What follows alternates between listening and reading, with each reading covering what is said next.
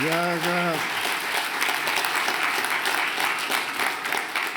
hélt ég væri nú eiginlega hættur að tala á fundum. Minnsta kosti ég hættur að velta mikið fyrir mér örlögum flokkana í landinu og jafnvel kannski vissan hátt hættur að hafa áhyggjur af því hvers konar ríkisstjórn í landinu. En mér ekki sama lýðveldið.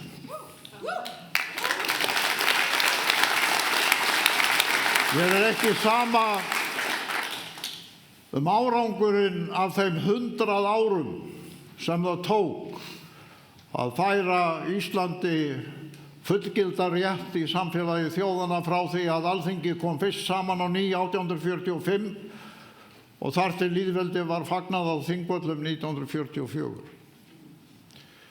Mér heldur ekki sama árangurinn af áratuga baráttu fyrir útfærslu landhelginnar. Ég ólst upp vestur á fjörðum þar sem erlendir togarar voru vikulega að koma til hafnar.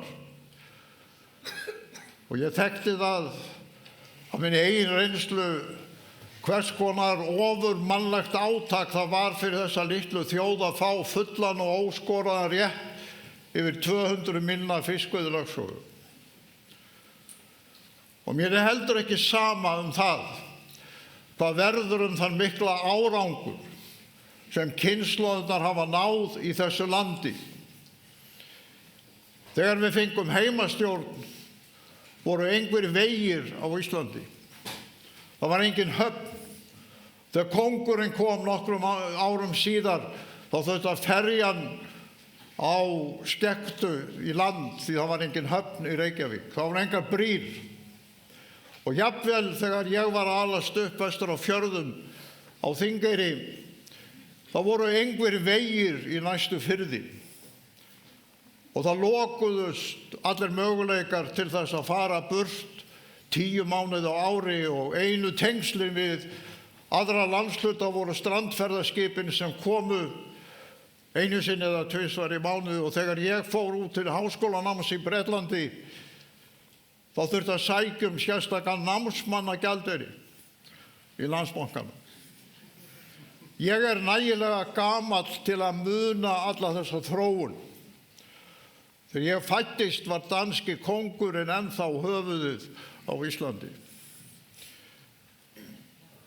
Og ég sannfærður það að það okkar eigin vilji, okkar eigin geta sem hefur fært okkur í fremstu röð þjóðaheims eins og hér var sagt fyrr í dag.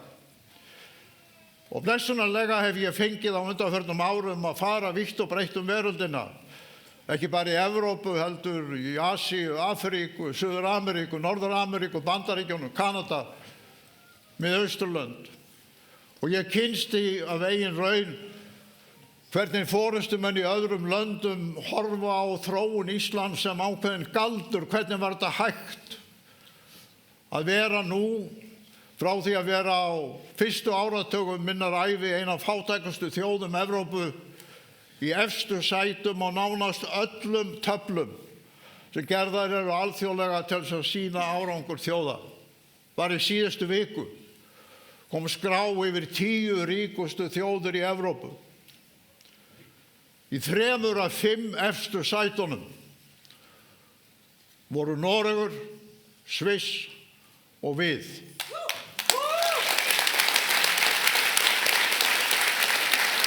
Enginn þeirra í Evrópusambandinu, enginn þeirra með evru afgerandi sönnun þess að það ekki forsenda þess að ná árangri fyrir þjóð að ganga þá vegferð sem núna verið að biðja þjóðina að samþykkja. Ég hélt satt að segja að það væri staðfestur vilji þeirra nýju kynslóðar sem nú skipar forystu Íslands að halda áfram á þessari árangursbraut sem fyrri kynslóðir hafa fært okkur. Að byggja upp í landi sem á stærð við England. Ef þú tekur Skotland og Wales í burtu þá Ísland á stærð við England. Við vorum ekki 100.000 manns þegar við byrjuðum þessa þróun. En okkur hefur tekist að byggja alla þessa innviði, sjúkrahús, skóla, flugvelli, mennta fjölmennar kynslóðir senda þau út allan heim til að sækja sér menntun. En nú á allt í einu að fara að taka einhverja U-beygju. Í stað þess að sé áfram Ísland nú boðað að taka U-beygju og reyna að sannfæra okkur það að okkur sé best borgið með því að afhenda erlendum framandi aðilum stóran hluta af okkar löggjafarvaldi, framkvæmdarvaldi og dómsvaldi. Að þeir út í Brussel séu betur færir að stjórna framtíð Íslands heldur en við. Það eru 40.000 embættismenn hjá Evrópusambandinu í Brussel. Til viðbótar 30.000 hagsmunaverðir, 70.000 manna sveit sem dag og nótt í þessari borg að tryggja sína hagsmuni. Og höldum við að þeir muni bera stöðu Íslands sérstaklega fyrir brjósti.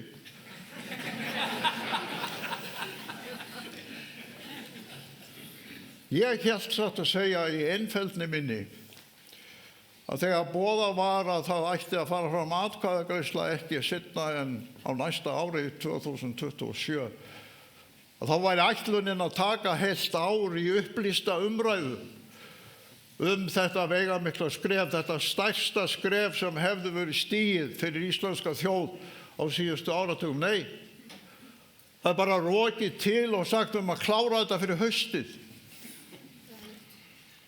Klára þetta fyrir haustið, klára hvað? Ég fór, eins og sum ykkar kannski vitið, í þetta podcast Chess After Dark fyrir 2 mánuðum síðan. Og megin boðskapur minn þar var að við þurfum upplýsta umræðu, við þurfum raundæmi, við þurfum að skoða hvað mælir með og hvað mælir gegn, við þurfum að rannsaka hvernig stendur á því að engin nágranna þjóða okkar Íslendinga hefur talið hagsmuni sínum best borgið með því að gangi Evrópusambandið. Engin, ekki Grænlendingar, ekki Færeyingar, ekki Norðmenn, ekki Bretar. Hvernig stendur á því að ekkert norrænt ríki með evru nema Finnland og það neðst allra norrænna ríkja á þessari árangursskrá sem ég nefndi hér áðan. Og atvinnuleysi unga fólksins í Finnlandi með evruna og í Evrópusambandinu næstum því 25%. Næstum fjórði hver ungur Finni á aldrinu 15 til 25 ára atvinnulaus. Það framtíðin fyrir íslenska æsku sem við viljum bjóða fólkinu á næstu árum og áratugum að deila atvinnuleysi ungu kynslóðina í Evrópusambandinu? Utanríkisráðherra Spánar var sérstakur heiðursgestur utanríkisráðherra fyrir skömmu. Þau héldu fagnaðarstundum árangurinn af Evrópusambandinu. Það gleymdist alveg að spurja utanríkisráðherra Spánar hvað atvinnuleysi ungs fólks mikið í Spáni. Það líkt og í Finnlandi, nærri því 25%. Þannig getum við farið land úr landi. Ég nefndi líka að bæði Svíar og Danir felldu í þjóðaratkvæðagreiðslu að taka upp evru. Hefur það orðið þeim til tjóns? Nei, alls ekki. Hver ástæðan fyrir því að Pólverjar, sú af stærstu þjóðunum á meginlandi Evrópu, í hvað mestum og öflugustum vexti með sitt hagkerfi?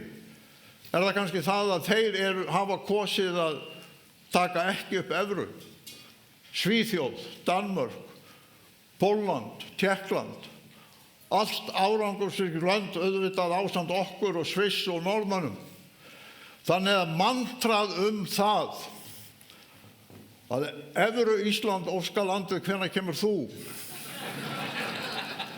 muni færa okkur gull og græna skóga einhver mesta villukenning sem hægt að setja fram út frá hagfræðilegu sjónarmiði. Og þess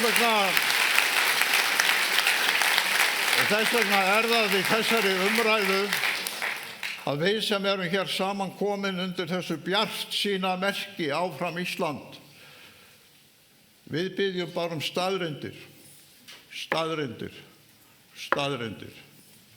Það svo umræða sem við viljum leiða á næstu vikum og fram að kjördegi. Þorsteinn Pálsson. Það kannski í lagi að nefna hann í þessum sal. Og sendur fram á vettvang. Og stað þess að ræða á opinn og málefnaðan hátt hvernig stendur á því að öll nágrannaríki Íslands eru fyrir utan Evrópusambandið, þá fann hann loftlínu frá Reykjavík til Dublinar, sem væri styttri en sú til London. Hann gleymdi því að Bretlandseyjar byrja í Skotlandi.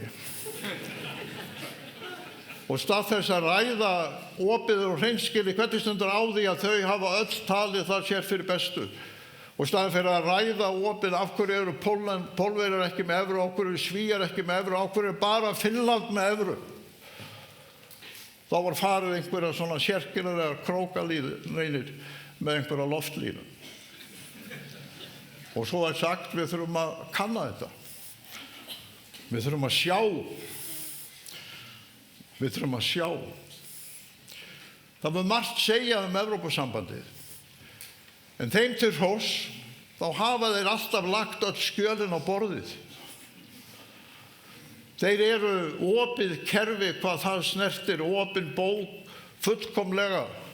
Hver og einn getur notað símann sinn eða tölvuna til að fara á netið og skoða hvað felst í því að ganga í Evrópusambandið. Hvað felst í því að Evrópudómstóllinn fær æðsta vald í dómsmálum á Íslandi.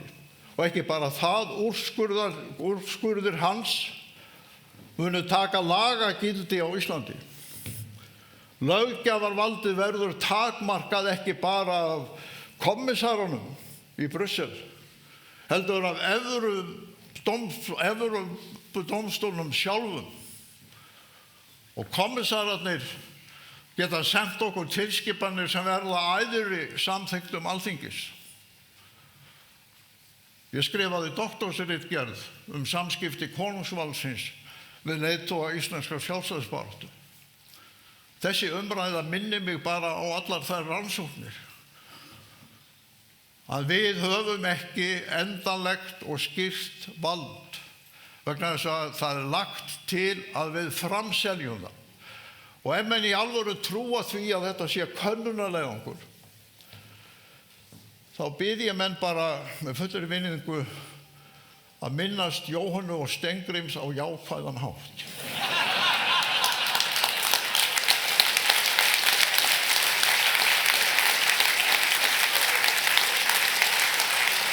Jóhanna og Steingrímur voru ekkert að fela það að þau voru að ganga í Evrópusambandið. Þið getið flett öllu því sem þau sögðu. Þið finnið engan staf það að það sé bara verið að kanna hvað kom út úr þessu. Vil ég sjá? Vil ég skoða? Nei. Þau voru eins og öll forystusveit Evrópusambandsins sem eru þeirra skoðunar að verði þessu ferli ýtt úr vör á nýja leik byggt á ákvörðunum Jóhönnu og Steingríms, þá það fullgild umsóknum að þetta Evrópusambandin. Við verðum í augum Evrópusambandsins umsóknaríki aðild. Það veruleiki. Það snýst það. Svo segja menn þegar á þetta bent, jú, en kannski við getum fengið undanþágur. Það minnir mig þegar Mitterrand kom hingað til Íslands á sínu tíma og það var verið að ræða við hann þessa evrópsku samninga. Og íslensku ráðamennir sagði, já, svo þurfum við að fá undanþágu fyrir þessu og undanþágu fyrir hinu. Og þá sagði Mitterrand, samningur getur ekki verið bara inntómar undanþágur.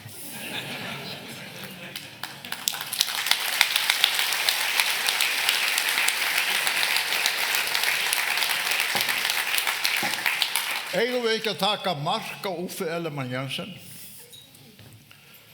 Flestir hér í salnum eru nægilega aldraðir til að muna Uffe Ellemann-Jensen. utanríkisráðherra Dana, mikill Íslandsvinur, harður Evrópusinni, talsmaður Evrópusambandsins, sagði við okkur Íslendinga: ef þið viljið ekki ganga í Evrópusambandið eins og það þá skulið þið gleyma þessu.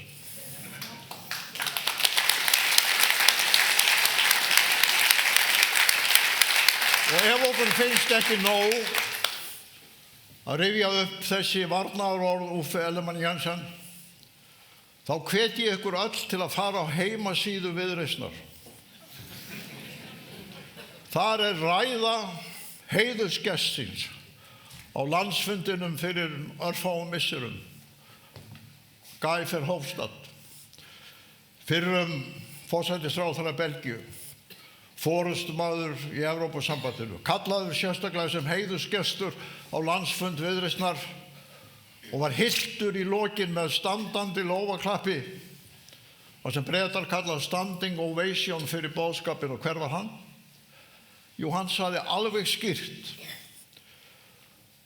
það á ekkert að vera að ræða undanþágur. Það á bara að ganga í Evrópusambandið eins og það og taka þátt í því með okkur sem nú erum í Evrópusambandinu að breyta því í sambandsríki. Og það var honum ekki nóg.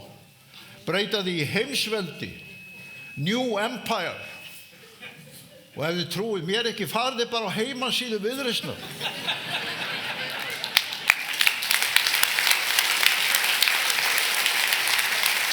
Og þar þetta algjörlega ómengað.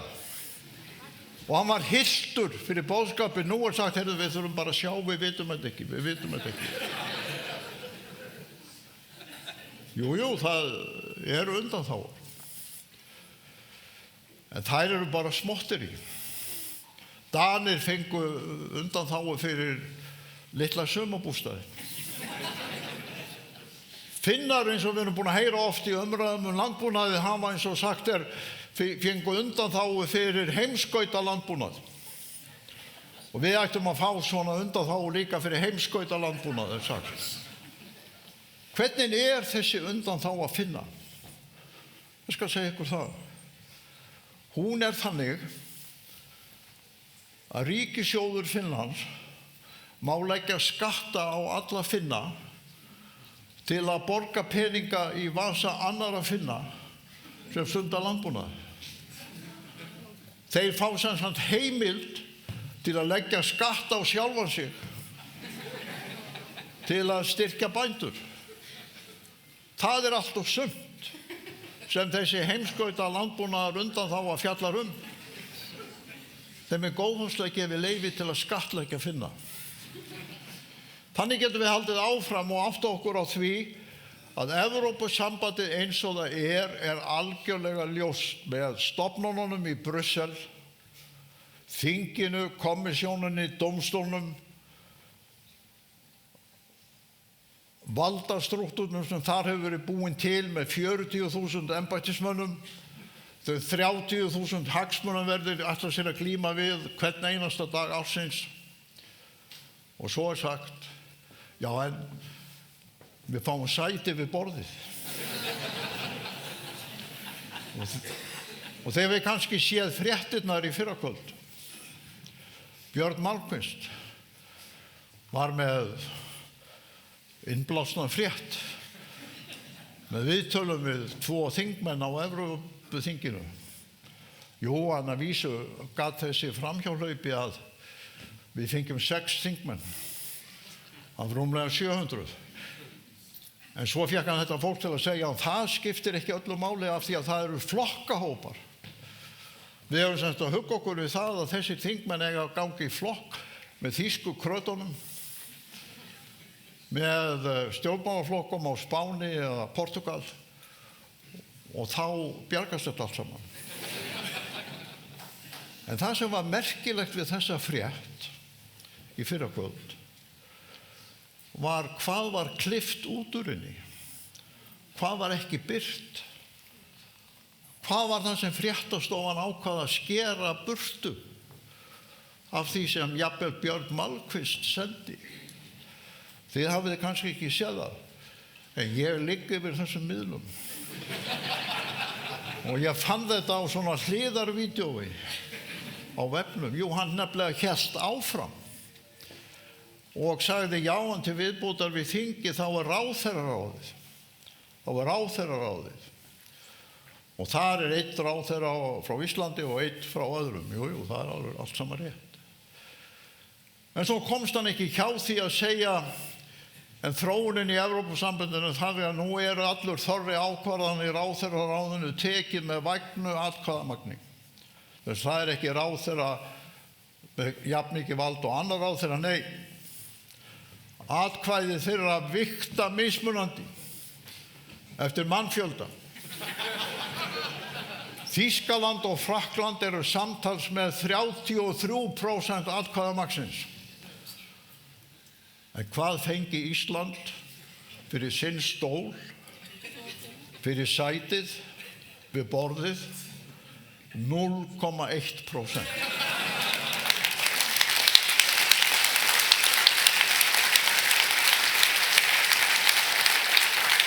Og ef þið trúið mér ekki, farið bara á vef RÚV, því ekki lýgur Björn Malmquist. Það er þessi 0,1% stóll sem við fáum. Það er allt og sumt. Við verðum á svona litlum stól með Möltu og Luxemborg. Og jafnvel þótt að við legðum öll saman þrjú, við og Malta og Luxemborg, þá myndum við ekki ná 0,5%. Þetta eru staðreyndirnar, kæru vinir, þetta eru valdahluturinn, þetta er veruleikinn sem er verið að biðja okkur að ganga til. Og gleymum ekki því sem ég nefndi áðan, atvinnuleysi unga fólksins. 4. hver ungur Finni er atvinnulaus. Vil ég ekki skoða það aðeins þeir sem eru að bjóða æsku Íslands nýja framtíð. Og svo er sagt, já, menn þetta kostar okkur ekkert að sækja um. Þá gleyma menn eins og Björn Zoëga nefndi hérna áðan fórnarkostnaðinum sem fylgir þessum viðræðum. Hann er nefnilega ærinn. Allan þann tíma sem þessar viðræður munu standa og spurði bara Össur hvað getur staðið lengi. Þá gerir embættiskerfið á Íslandi ekkert annað en að glíma við þessar 40.000 sem eru þarna úti í Brussel. Og landsstjórnin, í stað þess að einbeita sér að vandamálum hér heima, verður eins og Björn Zoëga lýsti vel upptekin við glímuna við Brussel. Og ég get sagt ykkur það, ég gegndi ákveðnu embætti þegar Jóhanna og Steingrímur fóru í þennan leiðangur í fullu hreinskilni. Ég hafði stúkusæti á því að sjá hvernig það fór með íslenska kerfið og hvað kostaði okkur mikið. En til viðbótar kemur það að við eigum fríverslunarsamninga við fjölda áhrifaríkra ríkja. Þeir verða ekkert þróaðir á meðan. Vegna þess að þau vita öll að ef við göngum í Evrópusambandið þá falla þessi fríverslunarsamningar niður. Og önnur ríki sem við gjarnan vildum fara á fríverslunarsamninga við eins og til dæmis Bandaríkin eða Kanada mun ekki tala við okkur vegna þess að það tekur ekki fyrir þá ef við eftir örfá ár verðum komin í Evrópusambandið og þeir falla niður. Þetta er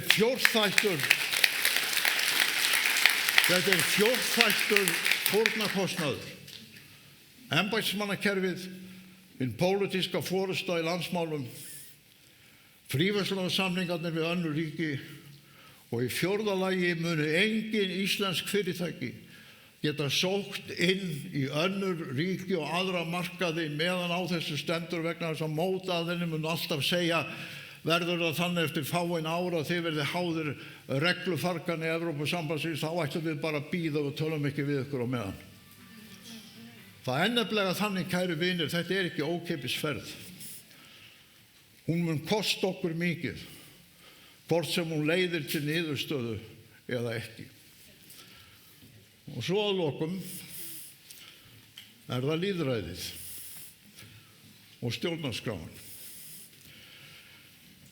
Sko við sem kynntumst kynslóðinni sem barðist fyrir íslenska lýðveldinu og sjálfstæðisbaráttunni, Við vitum að lýðræði og stjórnarskráin ekki innantóm orð. Það ekki innantóm orð. Það það sem gerur okkur kleift að hafa valdið í eigin höndum. Að koma inn í samfélag þjóðana með fullu umboði og gleymum því heldur ekki að fyrir þennan 0,1% stól þurfum við að láta af hendi fjölda 100% stóla sem við höfum í dag til að semja sem fullvalda ríki við önnur ríki. Það er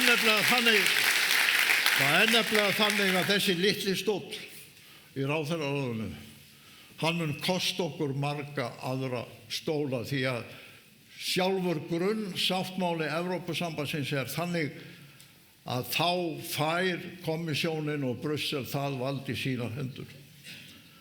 Og þótt að Þorgerður Katrín sé kraftakona og hafi skorað mörg í handboltanum á sínum tíma, þá breytir hún ekki grunnsáttmála Evrópusambandsins. Það mun enginn íslenskur ráðherra gera. Við erum þess vegna, kæru vinir, ef að þessi för endar á þann veg sem ráðherrarnir vilja. Ekki bara láta af hendi dómsvaldið að hluta, löggjafarvaldið að hluta, framkvæmdarvaldið að hluta. Þetta verður stórfelld lýðræðisskerðing fyrir okkur sem þjóð, en má ég til viðbótar nefna málskotsréttin, 27. greinina, sem þjóðin hefur kynnst af eigin raun skiptir máli. Að þjóðin sjálf geti haft síðasta orðið það hvaða lög gilda í þessu landi. Málskotsrétturinn, 27. greinin. Úrskurðir Evrópudómstólsins sem fá lagagildi. Tilskipanir kommissarana í Brussel. Þær munu aldrei víkja fyrir 27. greininni. Og það engin talsmaður þess að fara í þessu atkvæðagreiðslu og segja já sem hefur þorað að ræða áhrifin á málskotsréttin á 27. greinina, á grundvallarbreytingar á stjórnskipun Íslands sem þetta mun hafa í för með sér. Og til viðbótar það þannig að þeir sem hafa æðsta vald í Brussel eru ekki ránir af okkur. Þeir eru ekki heldur ránir af fólkinu í Evrópu. Þegar kosningarnar fóru fram á sínu tíma og þá átti að skipta æðstu stjórnendur í kommissarasveitinni í Brussel, þá héldu margir forystumenn flokkana sem sigruðu í þeim kosningum að þeir myndu nú loksins fá að ráða. Nei. Það var bara 2 manna klíkufundur í París, Macron og Merkel, sem ákváðu að Ursula von Leyen, sem engum hafði dottið í hug áður að ætti að vera í forsvari fyrir Evrópusambandið, fengi þar æðsta vald. Forseti Frakklands og kanslari Þýskalands réðu því bara á 2 manna fundi hverjir stjórna Evrópusambandinu. Og Ursula von Leyen ákvað síðan að Kaja Kallas yrði utanríkisráðherra Evrópusambandsins. Það var ekki Evrópuþingið. Það var ekki fólkið í Evrópu. Það var bara Ursula. Gerum okkur grein fyrir því að eitt af dýrmætasta sem við eigum í þessu landi lýðræðið. Vald okkar allra hvar sem við búum í landinu til að setja af ríkisstjórnir og þingmenn og kjósa okkur forseta og þjóðhöfðingja eftir því sem við viljum ákveða hvaða lög gilda í landinu og hvernig við varðveitum þann rétt sem fyrri kynslóðir eftir 100 ára baráttu færðu okkur í hendur. En allt kerfi Evrópusambandsins á þann veg og því verður ekki breytt. Það segja allar þjóðir, það segja sagan, það segir Evrópusambandið sjálft. Að næstu 100 ár þurfum við kannski að glíma á nýjan leik við fjarlægt vald. Og þá spyr ég í nafni kynslóðana sem núna eru horfnar, til hvers var þá barist?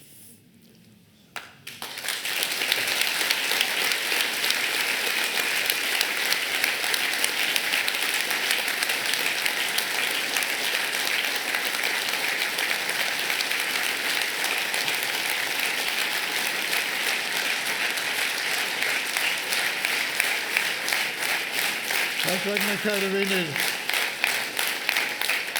þessi fundur hér í dag slær ekki bara met í þessum sögufræga sal. Það yfirfullt hér í öðrum salarkynnum yfir á Parlament Hotel og næstu byggingar. Þetta í okkar höndum. Viljum við áfram Ísland eða ætlum við að styðja það að það sé tekin U-beygja með framtíð okkar þjóðar? Áfram Ísland!